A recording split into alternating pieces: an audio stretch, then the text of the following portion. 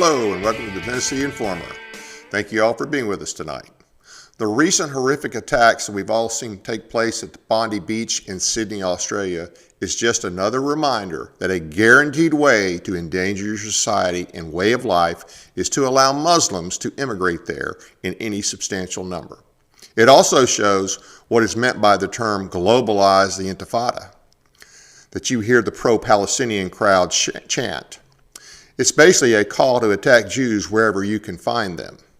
But for those of you that don't know, the same ideological death cult that kills Jews when able is also killing Christians in Nigeria in very large numbers. This, of course, is nothing new for those of us that are familiar with Islamic doctrine. They've been doing these things for nearly 1,400 years. Should authorities have been better prepared? Are most police officers as slow to act as the police appeared to be on that day? What's the government there doing to counter the Islamist threat? Do they even acknowledge the threat it poses? Or are they as clueless and complicit as our government appears to be? Our guest tonight is from Australia. His name is Greg Hearn. He is with CSPII, which is the Center for the Study of Political Islam International, an organization founded by Tennessee's own Bill Warner, who has written extensively about the threat of Islam both here and abroad. We're proud to have Greg as our guest tonight on the show tonight. And actually, we had Bill Warner a few months ago, and glad to have him as well. But before we get to Greg, first we have the Informer Report.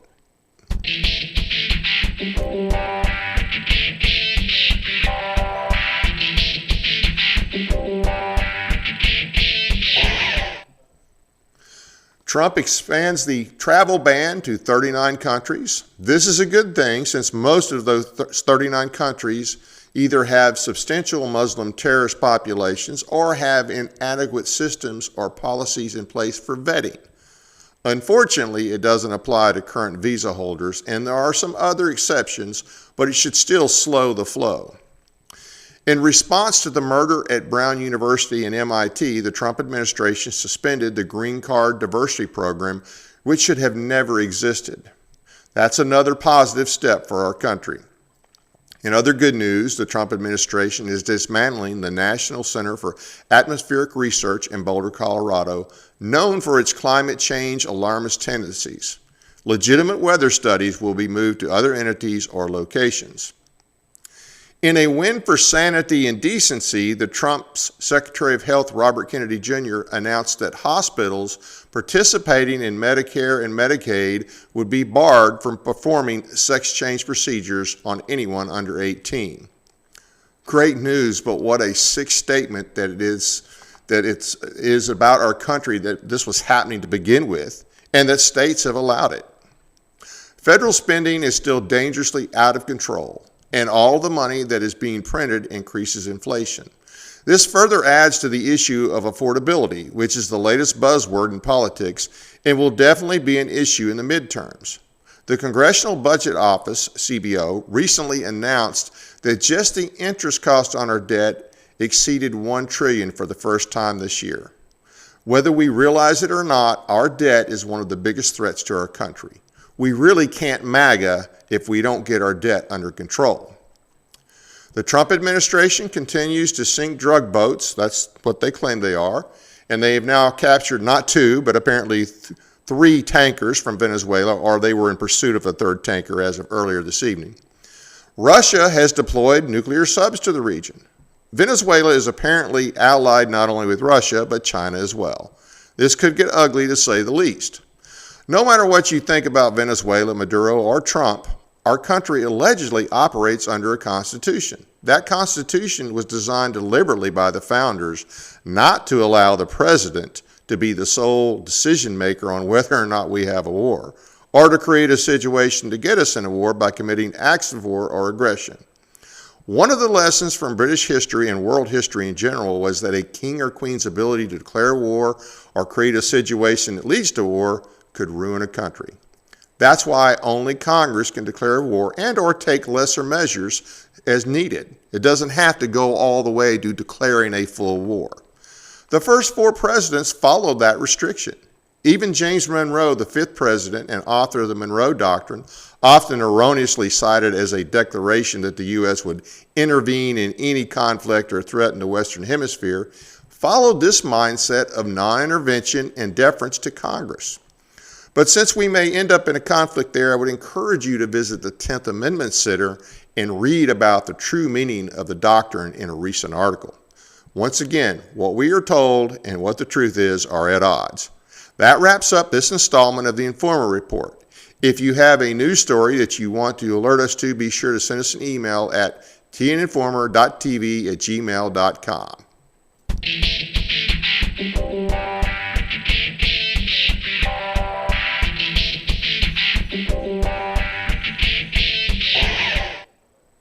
Before we bring on our special guest tonight, here's a message from our sponsor, LifeWave, a unique product that uses light reflection to activate the body's own natural energy, supporting healing, improving performance, and combating aging without drugs or stimulants. Check it out and we'll be right back. Light, the energy of life itself. Since the beginning of time, light has sustained us, fueled our growth, and shaped the world. Even Einstein recognized that everything we are is made of light.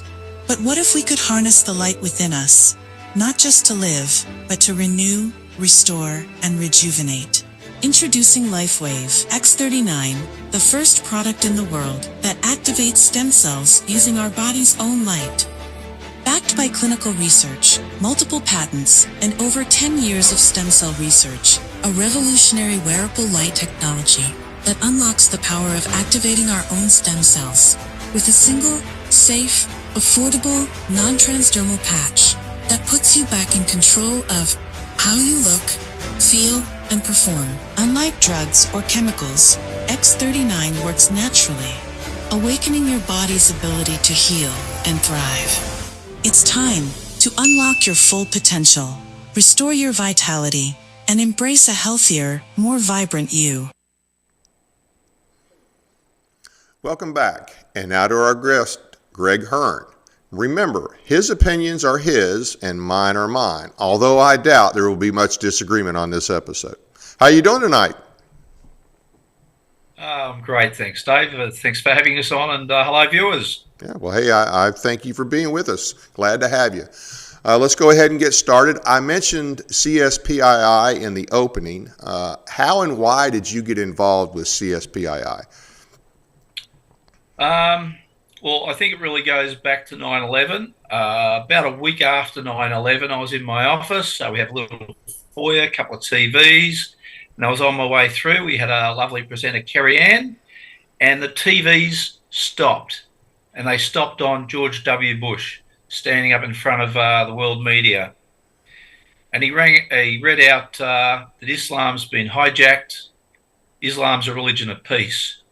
And he opened up a bit of paper, chapter 5, verse 33 of the Quran. He who saves a life saves all mankind. And I thought, well, that's pretty all right, but what the hell happened last week? And I thought maybe he's playing his cards close to his chest, or maybe he didn't know. And through the years, I was the father, and I needed to be able to find out what's going on with this. This is a world-changing event. Did a bit of reading, bit of YouTubes, and after about 10 years, it was pointed out to me, chapter 5, verse 33. We had 3 sentences there. We had another 3 sentences there. And chapter 5, verse 33 says, whoever causes corruption in the land should be crucified, have opposite hands and feet cut off, and banished from the land. I kind of made out that was in the wrong order, but that's pretty severe. Yeah. Why didn't George Bush pick up on this? Why didn't his minders pick up on this? And I was very concerned, and I thought, well, I've got to find out about it. I ran across CSPII's work, and they cut the religion away, and they used the scope of their work to be the political parts of Islam, yep, the parts that affect me and my family. And when I started to read that, I was very concerned. people I ran into contact with had no idea. There was a lot of pushback that Islam's a religion of peace, Islam's been hijacked, and that narrative didn't seem right for me. So it made it very easy for me to look for ways to get involved rather than just being a keyboard warrior arguing with people. I thought I've got to do something a bit more where I can leverage my time for greater value. And a bill reached out for people to get involved in our global organisation, and I thought, yep, I'm on board, and here we are. I think George Bush's whole peaceful religion thing, that really did a disservice to our country and to the world. Really do. I think it really undermined. And you mentioned the political aspect. I think something like 51% of the Quran, or maybe it's all of the Islamic doctrine together, is really about the political aspect of it. It's not about, okay, how to be a better Muslim per se.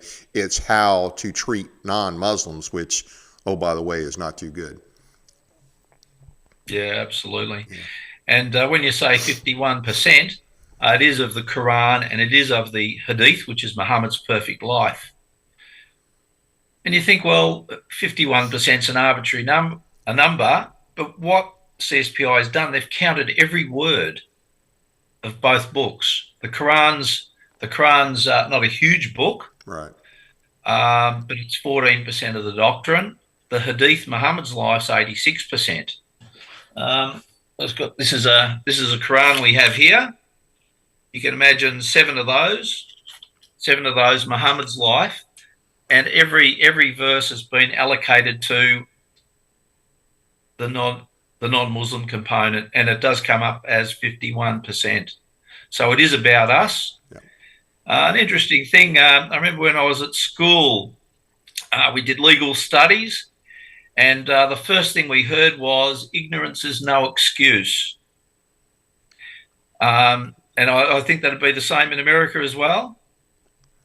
I don't know that I've actually heard it in school, but hey, that's true when it comes to the law. If you break a law, they don't care that you didn't realize it was a law. Yeah. So this is where the Quran and the Hadiths come into play, because they're the foundation of Islamic law, Sharia, as it's known. So if our leaders, whether it be politics, religion, education, law, finance, they don't know about Islam, it's their duty to know about it, because ignorance is no excuse. Yeah.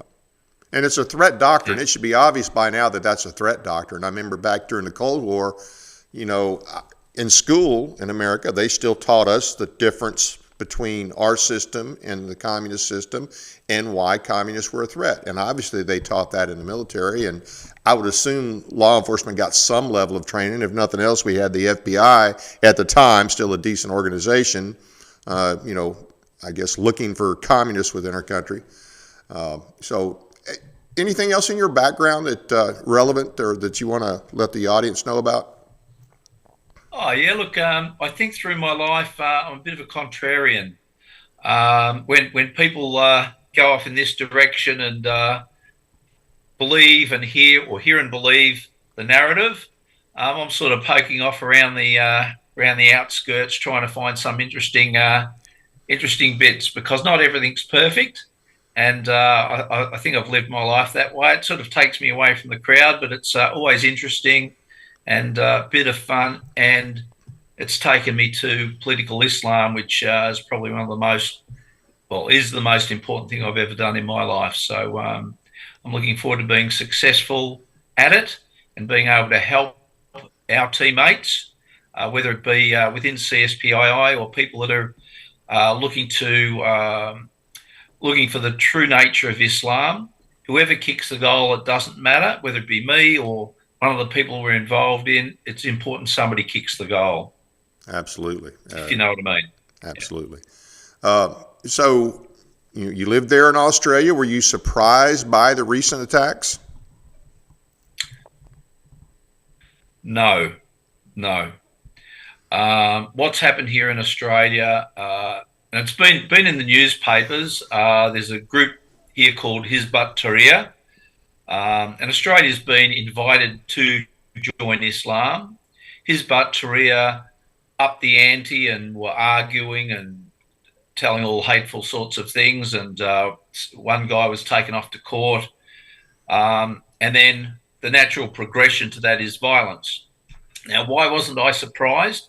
Well, that follows Muhammad's perfect example. Muhammad's perfect example is to have beautiful, assuaging talk, invite people to join Islam, ingratiate himself with them, and give them the opportunity to become a brother or sister within the Islamic community. Now, if they don't,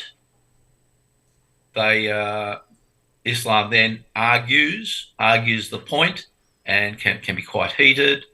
A good example of this was a guy called Jordan Peterson. Right. He was having conversations with Muhammad Hijab.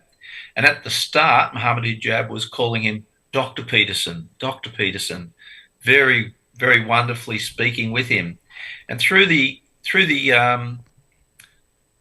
conversation, Muhammad picked up on the idea that Jordan Peterson was very open, and he asked him to join Islam. And Dr. Peterson very firmly said, "Thank you very much, but no thank you." And then he was called Peterson. His doctorate was ignored, and his tenor towards Dr. Peterson during the interview changed. But you look a bit surprised there, but this is the modus operandi of Islam. Nice conversation, argumentative, and then violence. Yeah. So it goes back to Make Muhammad. you an offer you can't refuse, right?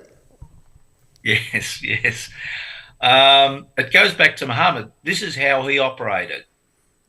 The famous, when he went to Medina, he left Mecca, went to Medina. They took him in. He set himself up in a mosque and started to gain some traction and followers, etc. And then he went to the 3 Jewish tribes, which is about half of Medina. He asked each of them to join. They all refused him. And then the idea was that he set in place between the Jewish tribes some political activists who would cause enmity between them. Now, the Jewish tribes are never close, but they were never at war. I think if you speak to a Jewish people, if you have 4 Jewish people in a conversation, you'll have 5 different opinions. That's something that, have you heard that before? I haven't heard it, but okay. Well, they're definitely not all of the same. They're not all of the same mind. That's for sure. That's it, and that's all about asking questions, etc. So what he did was he set in place people between the different tribes that caused enmity. When the time was right, he attacked one of the tribes, defeated them. The other 2 tribes got together and said, "Hey, listen, we know what's going on here. He's going to attack us. Not sure which one, but if he attacks you, I'll stand up for you," and vice versa. And what happened was Muhammad then went and attacked a second Jewish tribe. The 3rd Jewish tribe sat back with the idea of, wait till both have weakened themselves down to a point where we can come in, swoop in, and win the day. But the victory was short and sweet. So the 3rd Jewish tribe was left on their own, and they submitted to Muhammadan Islam. So this is the way that Islam has operated for 1400 years, following Muhammad's perfect example. And as we were talking there, that's the same sort of process. So Australia has been asked, they've been argued with, and now violence. So you say Australia's been asked. So they've asked a spokesman from the Muslim group there has gone on, basically asked the nation of Australia to join them, or exactly how have they done that? Oh, they'll do that through political means. It might be a conversation with the Prime Minister. This happened before 9/11. America was asked to join Islam. They rejected, and from that, arguments, which we've seen here in Australia, and then the violence. So whether it's done overtly in front of all of the media or done behind closed doors, Right. it's the first step. And so it's nice talk. It's nice talk in your neighbourhood. It's nice talk at your schools, your councils, and it's nice talk through government officials, etc.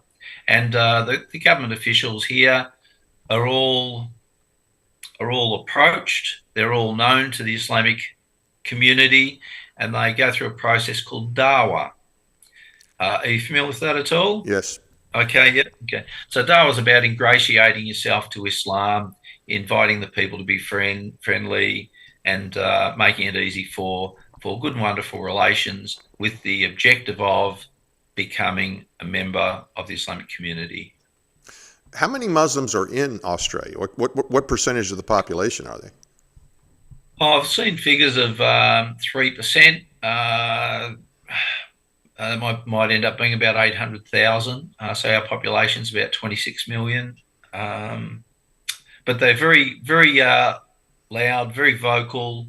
They congregate in various political electorates. So when the elections are on, it's the old story: the squeaky wheel gets the oil. Yeah.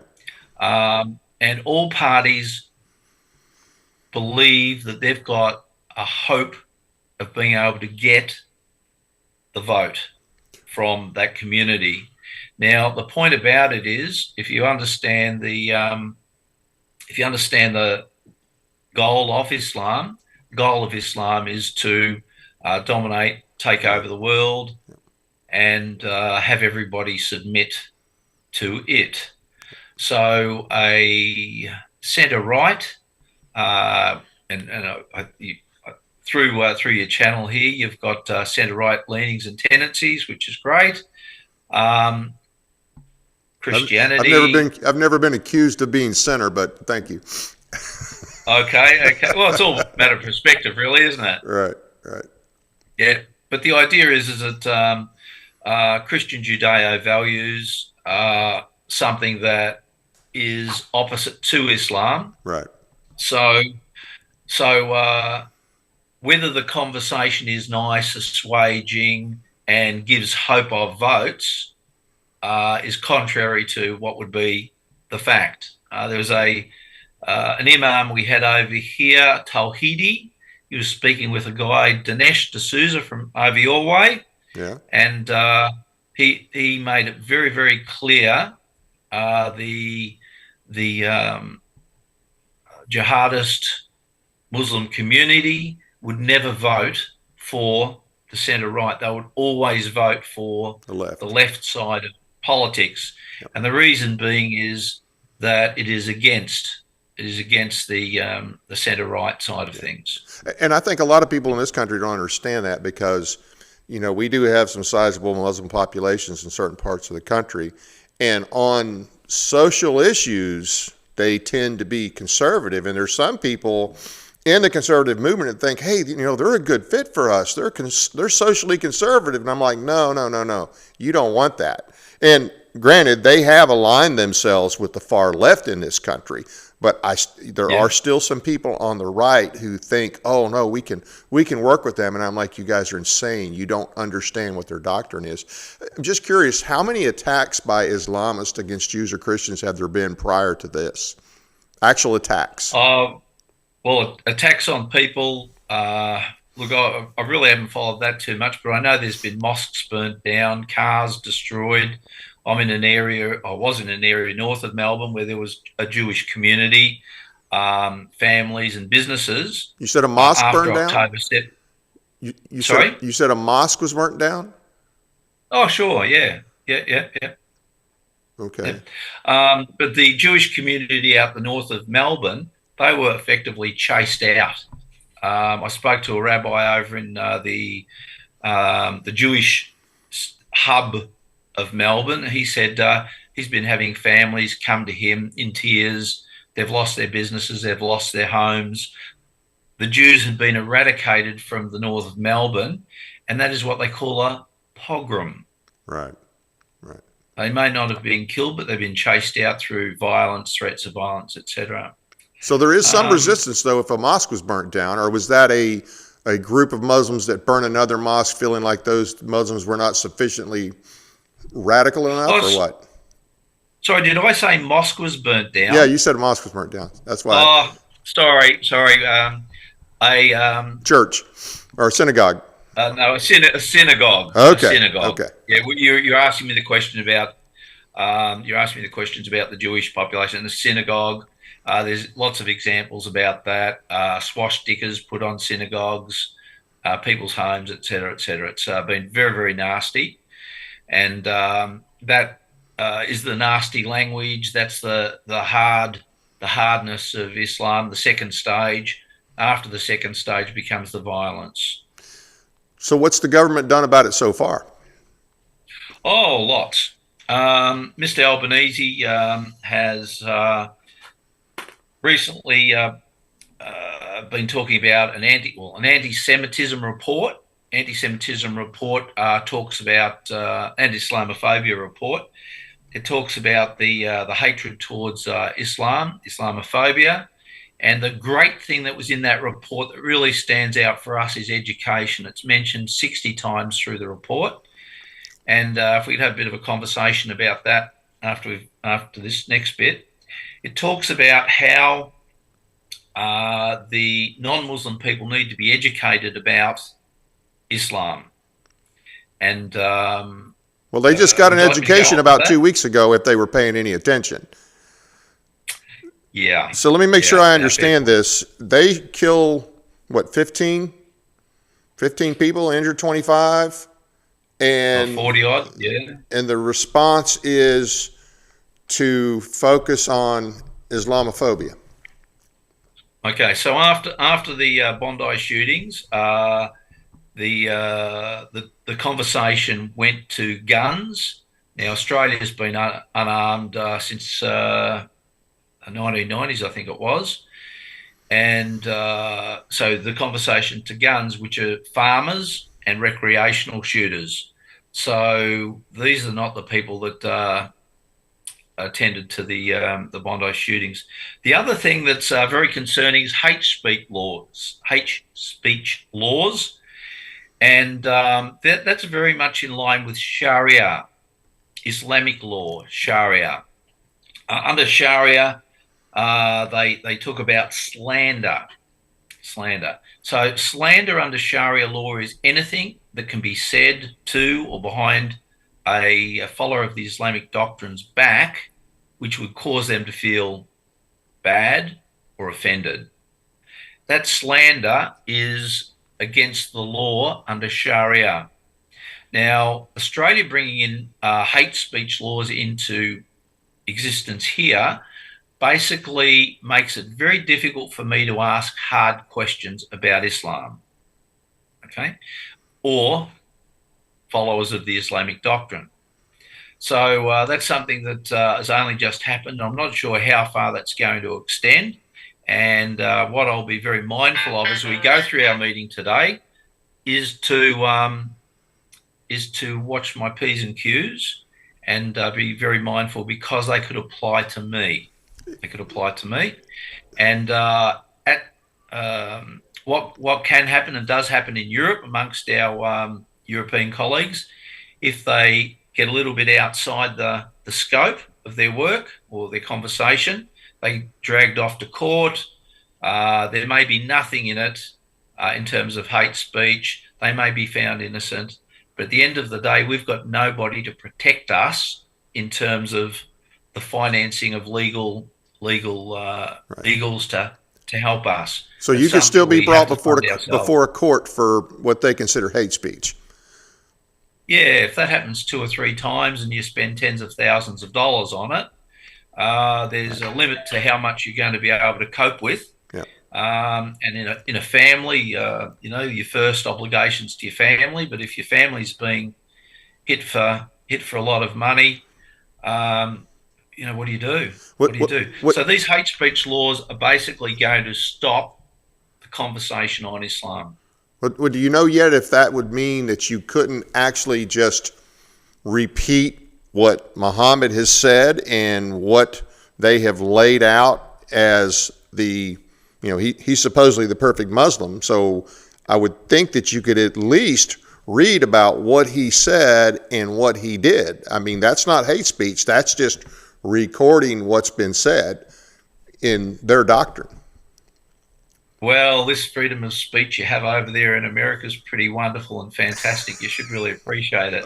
Okay. It's the idea of the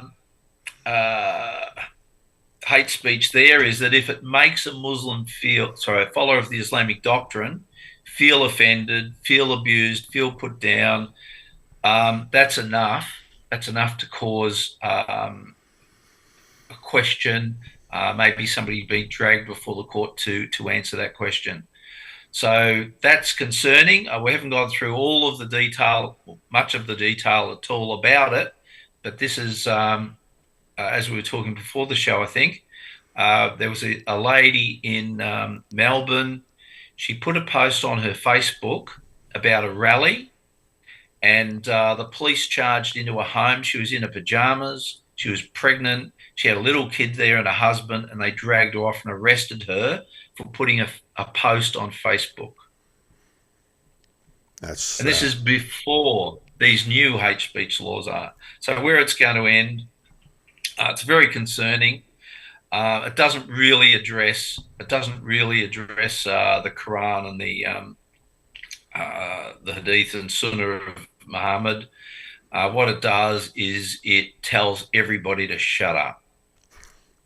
Now, we talked a little bit Saturday, and you mentioned about the education in your country really since 2001, yes. Which the way you described it to me, it sounds more like indoctrination, but can we talk about that a little bit? And that's me saying it's indoctrination. It's not you. So. Oh, yes. Thank you. Okay. Okay. So it goes back to 9/11. We've done a research, and I'll just give you the history of it because it's really interesting, I believe. 9/11, the politicians in Australia said, what the hell happened? Why did it happen? Who did it? What caused it? We don't know what's going on. We've got to find out about it. So they have a thing, a secretary, and it's called Hansard. Hansard's a book where all the nuances and innuendo and conversations that are presented in front of Parliament are recorded. Now, these records note that education on Islam, Muhammad, Sharia, the Hadiths, all need to be educated. We all need to be educated on this. We need to know what's going on. Our schools and our universities, it's critical that they have these subjects included. Fantastic. Okay, so the politicians have made these calls. Now, okay, so what happened of recent times, about 3 years ago now, a young school teacher in the northern suburbs of Melbourne came into class with a picture of Muhammad. Okay. Now, you know what happened with Charlie Hebdo. Yep.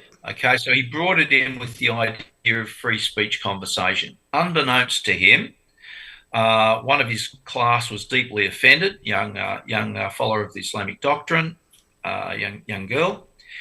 And she brought this home to mum and dad. Mum and dad were deeply offended, who took it to the mosque, who were deeply offended, who took it to the media, who took it to the education department. What the hell's going on here? And they've got to deal with this. So we got hold of it and we said, okay, we know exactly why it's happened. You can't blaspheme Muhammad by drawing a picture of him. That's against the Sharia. So we've gone to the education department. We've got a meeting, and we went through our education, how we could help all the teachers in Victoria, around Australia, understand this so it doesn't happen again.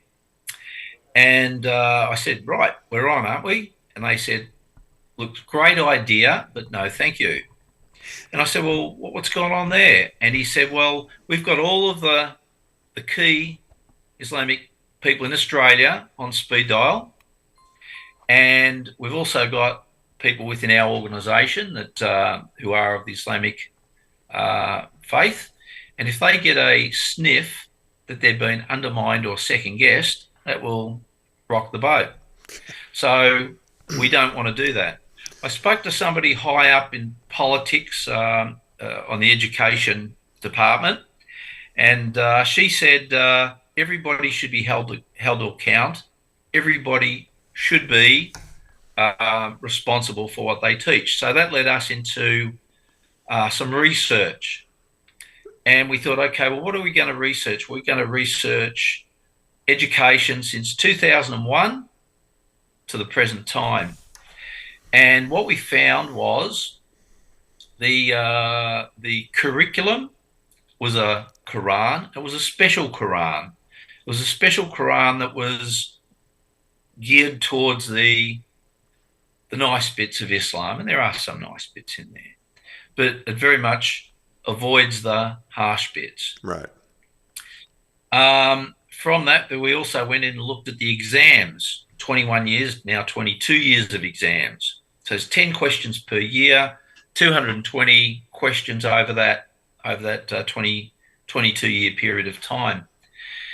And we looked at the questions in terms of their direction on us, how we are to be managed, how we're to be subjugated and violence towards us.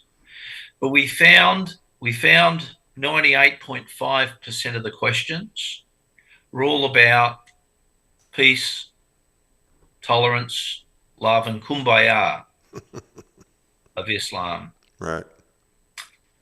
And that whole research stood out to us, that all of the people going through these courses, and there's not a lot that study Islam. Right. But one thing's for sure, when governments and departments and law and finance and trade are looking for experts on Islam, the standout students through those years are going to get the positions, and they're going to get the inaccurate, incomplete information of Islam.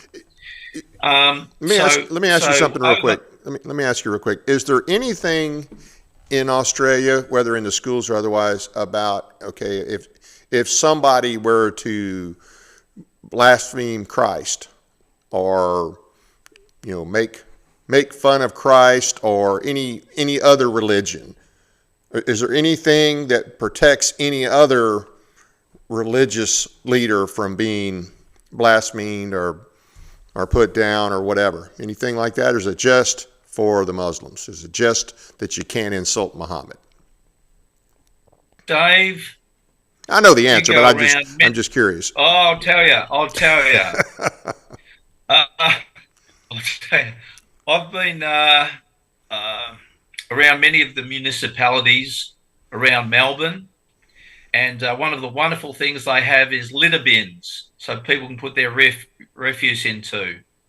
And around Christmas time, they put posters, Merry Christmas, on the rubbish tins. I don't know, does that tell you anything? Yeah. Yeah, and it's a sad state of affairs. It's a sad state of affairs because not too many people stand up and say anything about it or do anything about it. The question comes about around the holy time of Ramadan or Eid. I wonder if those same rubbish bins will be adorned with posters saying Happy Ramadan. Yeah. Yeah. Probably not. Yeah. Back to the attack. Yeah. What are your thoughts on, and granted, from what we're hearing over here, it sounds like that the law enforcement on site didn't necessarily react the way that you would think somebody would react in that situation. But you're there, you know more about the situation. What are your thoughts about the initial response by law enforcement to the attack? Look, that's a tough question. Australia's population's been disarmed many years ago. Our police force are armed with handguns. So they're up against, from what I understand, 6 guns. They're all long firearms. What do they do? It's very, very difficult. Having high-powered weapons in the mix of things, I believe a couple of the police officers moved forward and were taken out. You know, we're not in a situation where we have a lot of gun violence in Australia. However, we have a population of people who cannot defend themselves. Right. So from a police point of view, they were there. But they're not well armed. They just have sidearms. They don't have ARs or AKs or anything like that. They just have sidearms. Yeah. Okay. Yeah. And then look, the men and women of the police force, they did what they could do. There was a bystander who charged. Did you see the video of the bystander who tackled? Yeah. Okay. So he's a hero. He tackled the guy, disarmed the guy, took the gun away, pointed the gun at the guy. The guy was able to move away. He's taken the gun and put it against a tree. why did he do that? Why did he put the gun down? That's the question of the day. Why the hell did he do that? But at any rate, the father, who was the shooter, he was able to go back to the bridge and get another gun and go shooting again. So Now, wait, let me make sure I got this straight. So the guy who was the father, initially somebody else took his gun away. Took his gun away from him and just set him down, let him walk off and go get another gun. Yes. Okay. Now, the guy who tackled him apparently is a follower of the Islamic doctrine. And the issue is he had stymied a jihadist warrior who was in pursuit of the goal of killing Jews. Now, in effect, that is an apostasy. Right. That's an apostasy because he's fought against Islam. Now, this guy who's the hero, Ahmed Al-Ahmed, he is now at risk.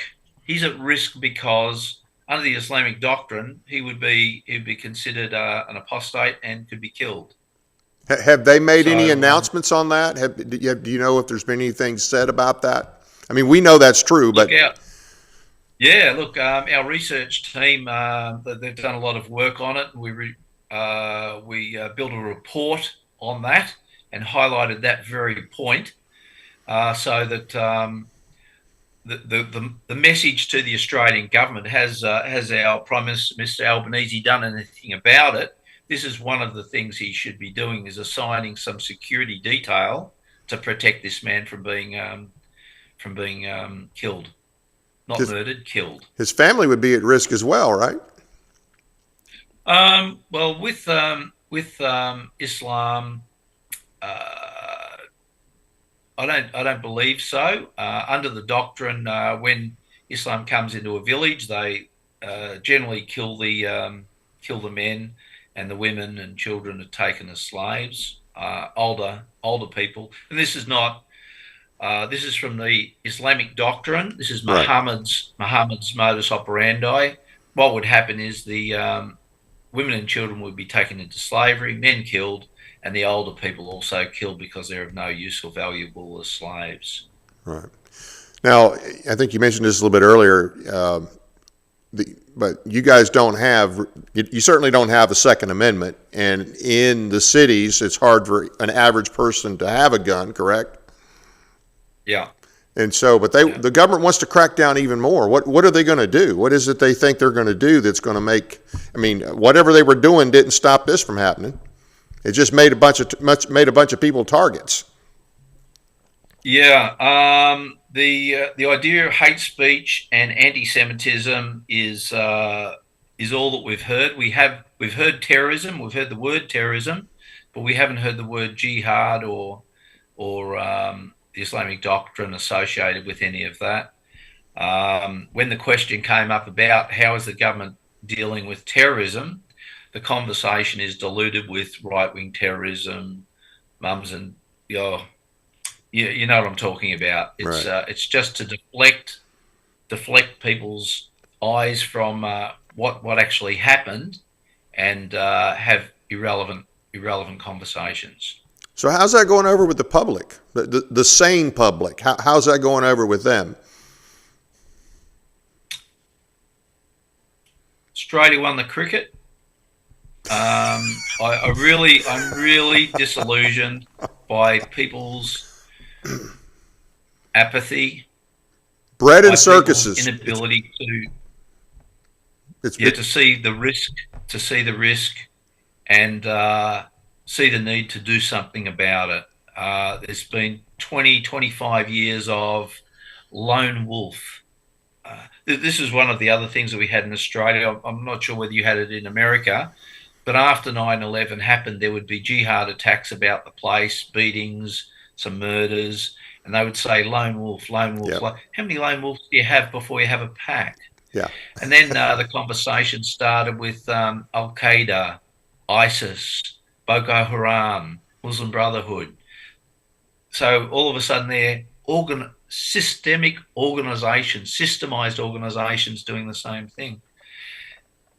And then there's countries that are lone wolf packs, like Iran, Yemen, Right. Lebanon, Syria. Yeah.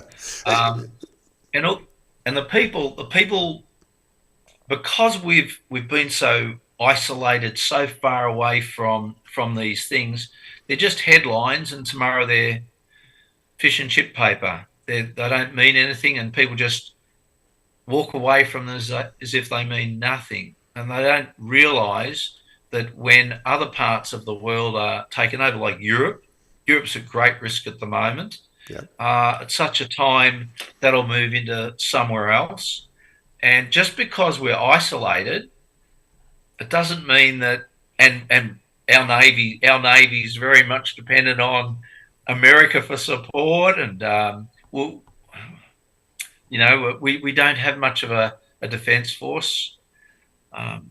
My nephew, he went to Duntroon, which is Australia's West Point, and he came back. He was talking about the things that he's being taught. He's been taught about how to address LGBT people and the people who are joining the armed forces for transgender surgeries and things like that. So when they're in the trenches, they can get their pronouns right.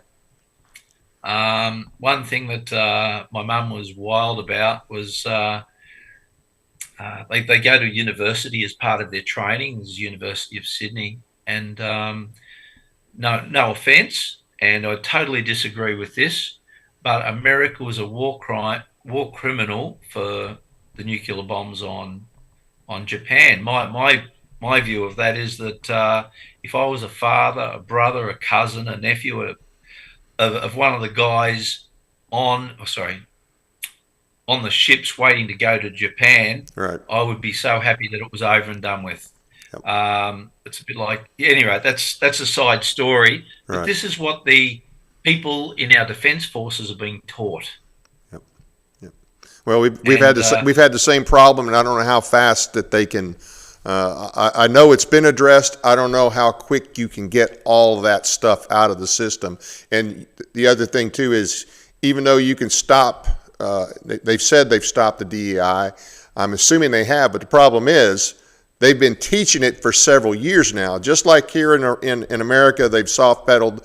They've downplayed Islamic terrorism. We're downplaying it right now. I mean, we're playing footsies and loving on Qatar, which is one of the world's main funders of terrorism, yet we're lecturing Europe about how they've allowed their countries to be taken over, although I noticed that Trump never mentions He says you've allowed your country to be taken over by migrants, but he never wants to mention that they're Islamist, and that's what the problem is. So has Australia in any way, shape, or form, at least in recent years, I mean, do they even acknowledge that there is Islamic terrorism, or is it all just, oh, there's something that we've done wrong and we haven't been sensitive enough to make sure that we don't insult them? Yeah, look, it appears from an outsider looking in that our leaders, Mr. Albanese, isn't properly informed. And I'll give you an example. About 6 months before October 7 happened, they have these, and I hope you don't mind me telling my stories, but they sort of make the point. Yeah. They have an interfaith dialogue here in Australia, and I think you have that over there in America as well. All the different faiths, Hindu, Sikhs, Buddhists, Jews, Christians, Islam. Garbage. Come together. Yeah. Come together, and they say how wonderful their religions are, and et cetera, et cetera. So Mr. Albanese is there 6 months before October 7. He gives his speech, talks about the wonderful parts of interfaith dialogue. The Imam, Ibrahim Dawood, he gives the final prayer for the evening. Wonderful prayer. And to be giving the prayer at such an event in front of all the religious leaders, this guy's obviously at the very high end of the pecking order, most esteemed by his community to be doing that. Right. Okay. And this is recorded. I've got it on one of my videos. What happened was, when October 7 happened, on October 8 or October 9, he was out in the streets of Sydney saying, "I'm so proud, I'm so elated." He's screaming it like it's a call to war of the events of October 7. So had Mr. Albanese known that a man of this character, views and morals he was going to be in the company of, he would not have been at that event, I'm sure. Now, why does that happen? That happens because what date was the event again? When was the event? The event was about 6 months prior to October 7. Okay, gotcha. Yeah. So it's not so much what Mr. Albanese knows, it's what his advisors have brought to him. So what have they been told about this guy?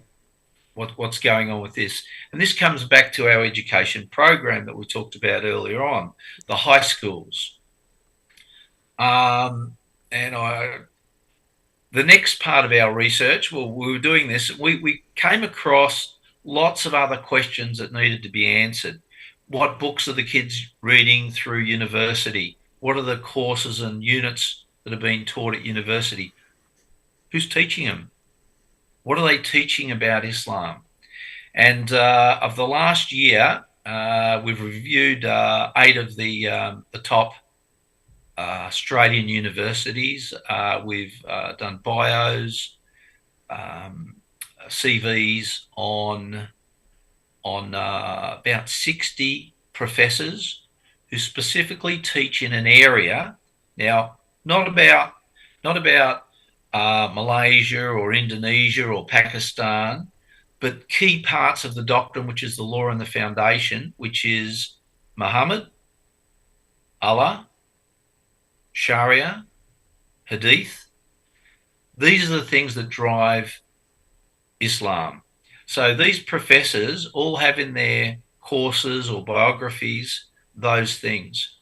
Now, one would expect that you would hear about Muhammad's as a warlord, right, murderer, assassin, pedophile, all of the, sorry? Pedophile.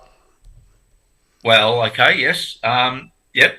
All of the types of things that cause the hatred and enmity towards the non-Muslim. But each of these professors do courses, okay, about the Quran. What about the Quran?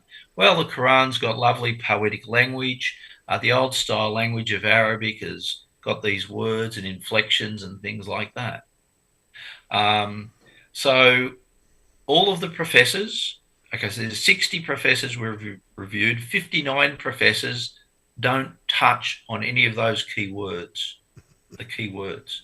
And they don't. And when we've got the bio, we've said, okay, well, we need to do an assessment of what they've written about, where they've taught, all of this stuff.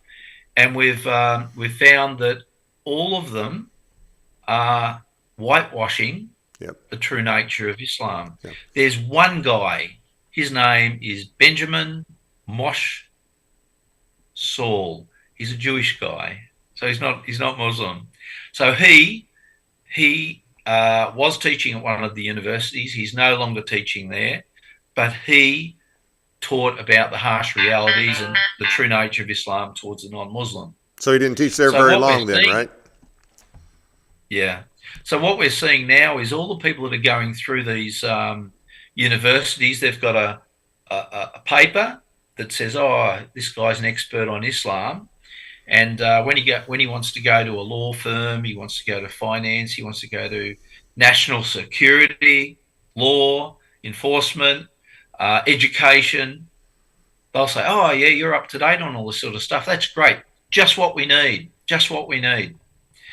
And the idea there is that when they've been in their positions for 10, 20, 30, 40 years, yep, and starting to move up into positions of power, their managers or department heads who are now in their 50s and 60s, and I never had any education on Islam when I was at school. I bet you didn't. No.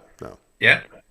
No, of course not. But as a manager now in national security, where do I go for an opinion? I go to these guys who are up and coming. Right. Hey, you went to university. You've studied all this sort of stuff. What's the caper? Oh, look, everything I heard was wonderful. Yeah. The problem is they've received a monopolistic view. They've received one view on Islam. They need to get a second opinion. Yeah, they're not getting the whole truth. Yeah. They're not getting the whole truth. The whole truth. Yeah. Another way they do this in our country, and I'm sure they do it there as well, is the use of the term, and you hear it all the time, drives me up the wall, radical Islam. Well, there's only one doctrine of Islam, and it's all radical. And so they make it sound as if there's two different doctrines, like, okay, this guy's a good Muslim, this guy's a radical Muslim. There's only one doctrine. Now, that doesn't mean that every Muslim actually follows the doctrine, but there is only one doctrine. Absolutely. So when you look at the education, and you can see that the good bits of Islam, the flowers and chocolates bits of Islam, is the only thing that's taught. Yep. And the other bit is excluded. What's left out? That's the bit that I think at the start of the show I mentioned about our politicians called out for. We need to know. We need to know about the Quran. We need to know about Muhammad. It's documented in our Hansard, our Secretary for Political Discussion, and the exact opposite has been presented and has been taught. You said that they're only about 3% of your population, but they're obviously very much ingrained in the system, and they're fairly politically active. And you mentioned something about some of the other, the politicians are still trying to cater to them and get their vote, get their support. So they've given them a lot more. Sounds like they've given them more political power than they would rightfully have. Yeah. So when the hard talk from the Islamic community, or the Islamic community, is directed towards the left are submitting. They're giving way as much as they can. But when the right side are hearing the hard language, and they're going, oh, they're dissatisfied, maybe we've got a chance of taking them over. But does that make sense? No, doesn't make any sense. Not if you know the doctrine. So let me ask you this, though. Yes. Does other than you, is anybody speaking out over there? And if you speak out, or I'm assuming you're automatically censored or taken to court. Is that pretty much the way it is? Well, I'm aware that there are 6 people in Australia who are doctors on Islamic studies who are not influenced by Islamic money or universities that are affected by Islamic money. Now, the issue there is they're involved from a religious point of view, and they've got the religious conversation and the political conversation happening together. And in that regard, I believe it sort of mixes up the conversation where you really need to be focused on the political side of things. The scope that we have takes off the religious component. We're really only interested in how the Islamic law is going to affect us. Right. The other people through our country, they might have gripes, they might read this or read that, but it's a very narrow bed of knowledge and information. CSPII has brought a very wide and deep understanding of the doctrine. Right. And once our country's leaders, influencers, and advisors get an understanding of that, they'll be falling off their chairs pretty darn quick. But it's a matter of being able to invite them to see. And when they see, it's pretty straightforward. Have you guys had an uptick in people that are interested in what you're doing since the attack? Look, since October 7, there's been a number of groups, organisation. Never Again is one. And October 7 is an international group. Right. But their mindset is already with trying to understand the doctrine and trying to support the Jewish people. Okay. Beyond that, I really believe our Australian population don't give credence or don't concern themselves with the Islamic doctrine, because from the media, from our politicians, from our churches, they don't say the words Islamic terrorism or jihad. They say terrorism. And when they do, they make excuses. They say either mentally deranged or this person's this and that. Yeah, we had two nurses from a hospital, from the same hospital in the same ward, allocated at the same time in the same ward, advising a Jewish guy that they have killed Jewish people in their care in a hospital in Australia. You didn't hear that one? No. Oh, it's incredible. Well, I'll pop you across the email to have a look at that. But these two nurses, night time, they got in contact with a Jewish social media guy. They were recorded, and from what I understood, it went worldwide. Maybe you guys in the backwoods of Tennessee are sort of missing out a little bit. So these were two Muslim nurses that killed Jews they were taking care of. Well, they said they did. And they said if any Jews come in there, don't come to don't come to our hospital. They will be dealt with, and it was terrible. They still have a job? But one of them got. They were taken to court. I believe they were put on non-paid leave or something like that. How that's all paid out, I don't pay too much attention to. There's bigger fish to fry, but it's interesting to know that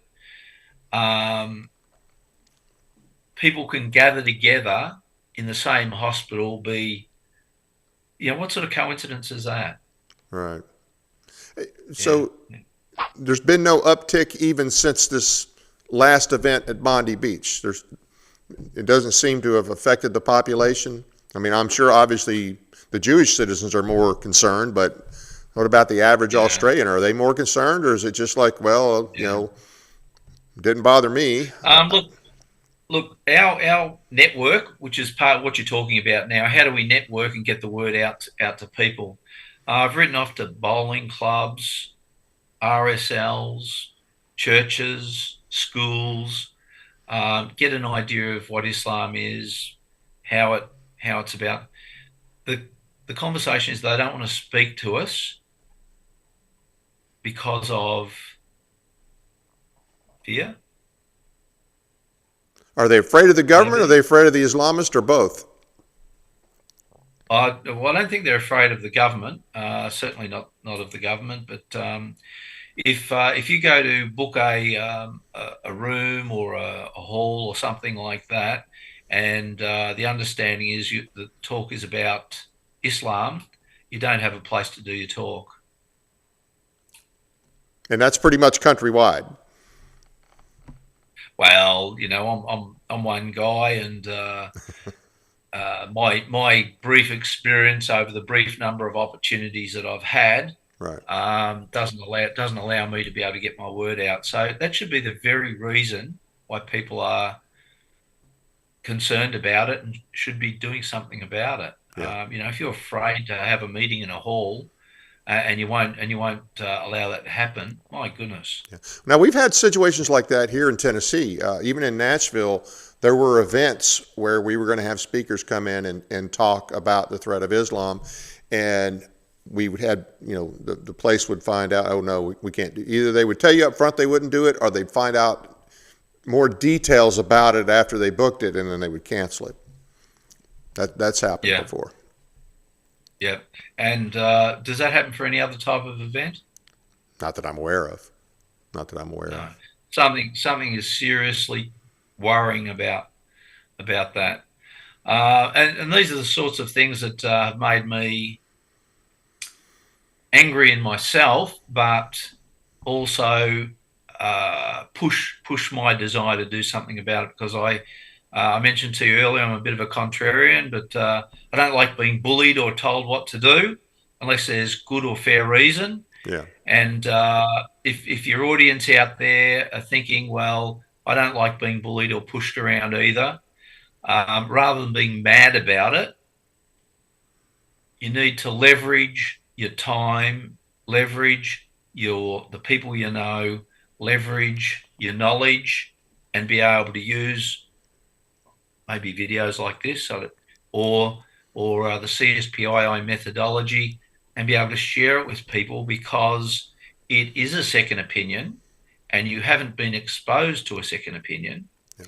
And rather than relying on the monopoly of the Islamic mosque or the Islamic community, you need to have a second opinion. I don't think any other business in America is allowed to have a monopoly other than the government. Right. Would that be right? Pretty much. Except maybe, yeah. So we have the same thing here in Australia. Rather than having one big bank, they maintain and make sure that there are 4 or 5 big banks, because you've got competition. We don't have competition with regards knowledge on Islam, and that's the biggest problem. And that all comes back to the education. In America, because I've been following this topic for about 20 years now, and there are a lot of average people that know about the threat. You're starting to see some in our government finally acknowledge it. Not enough of them. You're starting to see that. But in a lot of cases, some of the average people at least, know about it, but the people that make the decisions, the people with the power to really do something about it, either don't know, or they're just like the elected officials over there, that they don't want any trouble. And those guys, somebody else will do it. Yeah, and they put us in danger. I mean, they make the situation worse than what it is. They ensure that bad things are going to happen because they're trying to ignore it. They're trying to blow it off as just, there's a few radicals out there. They're mostly, and like I say, that really started with George Bush and his lie about and I'll be honest with you, I don't understand how he could have stood by that. I mean, after a while, somebody had to bring him information that he was wrong, but I don't recall him ever coming out. In fact, I know that during that time, after that time frame, good people within our government that were trying to get the truth out were basically given a pink slip and told to shut up. That was through the era of Brennan. I think he was a CIA manager. Even before Brennan, even during the Bush administration, there were good people in the federal government, in the FBI, and other agencies that knew the deal and were trying to get the word out, and they were gotten rid of. It got worse under Obama. I mean, it definitely got worse under Obama. We don't have anybody right now that's filling in Trump. Apparently, Trump he thinks everything's just make a deal. Let's make a deal. If we make a good deal, everybody will be happy. And I say that because he's rightfully identified the issues in Europe, although he didn't say the Islamist. Yet, as I said earlier, we're playing all these games with Qatar, one of the leading financiers of terrorism, Islamic terrorism in the world. So I don't know if we're going to figure it out or not. I hope we figure it out pretty soon. Yeah, well, Mr. Trump's, as you said, looks at things from a business lens, and he's very successful in what he does, and he's the president of the United States of America twice. Yep. Wow. Yep.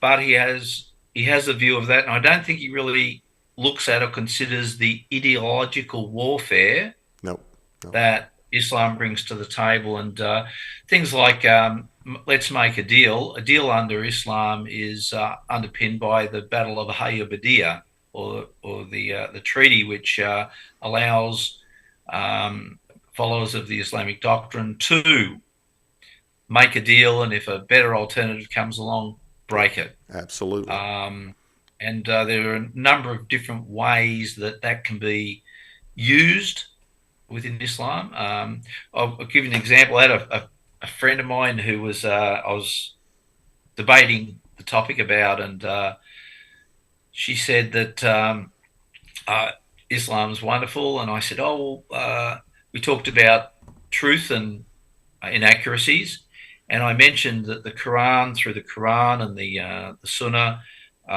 lying and deceit towards a brother or a sister of Islam is the most unconscionable thing to do. It's one of the greatest sins. It's a horrible shirk. And the Quran goes through all of these conversations about lying is bad. And then there's 20 pages of exceptions. Absolutely. Yeah. It's called taqiyya. I think that's one of the names for it in terms of the lying. That's one of them. Yeah. That's one of them, yeah. Now, you mentioned the website. So if somebody wants to get more information about what's going on in Australia or what's going on, the good thing about CSPI, it gives you a view of everything going on across the world. And you guys, are those articles weekly? I think we can pull this up here. CSPI is the website again. And we talked about this earlier. I don't know if we're going to be able to get it up or not. But you can basically go to the website, click on click on articles, and then you can scroll down, and you can subscribe, and it doesn't cost anything to get the articles. If you go down to the very bottom of the page, on the bottom left, you can subscribe, and you'll get the weekly articles. Now, can you select it just for country, or do you get the articles and it just covers whatever's hot for that week? It'll cover everything. The great thing about it is you might go, I get too many darn emails. But the point about it is when something's happening, our news article talks about the event, but it also gives you Quranic references. Right. Now, one thing is you can be mad about this, complain about this, but using this to leverage activity amongst your friends, colleagues, like-minded people, maybe those you're having a debate about, will give you the truth from the bottom up. And getting involved and having something like this at your disposal can help. Might be a local member, your politician or congressman or whatever. Also maybe a church leader. A lot of the church leaders, we have a conversation about that one day, Dave. Yeah, but they're complicit or AWOL, however you want to look at it. Same thing here. AWOL's good. Most of them don't have a clue, and the ones that do, for the most part, are AWOL. And as Bill Warner used to say, now that most of them were worthless, not all of them, just like 95% when it comes to this issue, but not all of them. Yeah. So and look, a lot of it's out of their hands, but things like omitting the truth is kind of like telling a lie. That's one of the 10 Commandments. Yeah. And it makes me sad to say that, but that in itself's the truth. You know, another thing with that website, it will give you a good overall view of what's going, how really, it's actually kind of scary to see how much power and influence and how thoroughly they've infiltrated so many parts of the world. But I mean, it's all true and it's all right there. So that's another reason it's a good resource. Hey, any closing thoughts? Anything else you want to leave the people with? Well, I thought I'd sneak in there with leverage your anger through positive activity. Yep. Waiting for something bad to happen is not good enough. You've got to get out there and you see a problem, fix it, and that's what I reckon is valuable to do. So if you can use your time, we've got some newsletters, we've got some handouts. If you've got somebody who's interested to talk to us, we're available. Not only me, but other representatives from around the world, and we will help you any way we possibly can, because we is a team, and a team is you and us. So Thank you very much. Well, hey, I really enjoyed the conversation. Appreciate you coming on. Definitely have you back. And when we had Bill Warner in Milan, and I don't recall his last name, but he's actually the co-founder. When I had him on last year, I told him that every now and then I wanted to bring in somebody from your organization. So you're the first one. There's others that are in Austria, Germany, and other places. So I'm going to every now and then try to get one of you guys on, and you can fill us in on what's going on in that part of the world. And you see the same thing. It's the same pattern, just over and over again. But I think it's important that people know that and see it. Well, hey, thanks again, and we'll definitely have you back. You have a Merry Christmas. Merry Christmas to all your listeners as well. It's been great. Really appreciate the opportunity. Yeah, we'll do it again for sure. I want to thank the audience for taking the time to watch our program tonight. It doesn't cost anything to subscribe, so please be sure to hit the like and subscribe buttons, as well as the notification bell so you never miss an episode. We appreciate your support. Thanks again to David Baldovan for his generous donation and support. We really, really appreciate it. Check out our audio podcast on iHeartRadio, Spotify, and other platforms as well. Sign up for our weekly newsletter at our website, teeninformer.com. Find and follow us on Facebook and Twitter. A couple of announcements here. Hey, to all the listeners and subscribers, we would like to wish you a Merry Christmas and a Happy New Year. And remember, there is no Christmas without Christ. There will be no second show tonight, but we will return on January 5th when our guest will be Tiffany Boyd to talk about legislation in the upcoming session designed to protect the rights of parents that homeschool and who the bad actors are that want to undermine their rights as parents. She will be followed that evening by Paul Graham, author and CEO of Shotwell Publishing, which was co-founded with Clyde Wilson.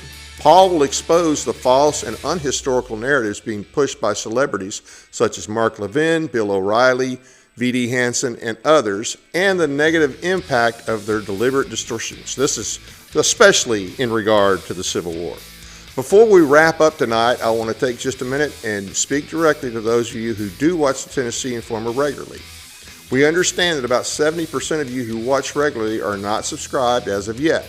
We're very close to reaching 1,000 subscribers, and while that number may not sound huge in the world of YouTube, it means something to us because it represents real people who value thoughtful conversation and honest dialogue. If you watch the show and haven't subscribed yet, we'd be grateful if you consider doing that. Remember, it doesn't cost anything. Think of this as a small Christmas gift that helps us continue this work. Either way, we truly appreciate you being here. Hope you'll join us again when we return on January the 5th. That's it for now. Good night from Paris, Tennessee, that is.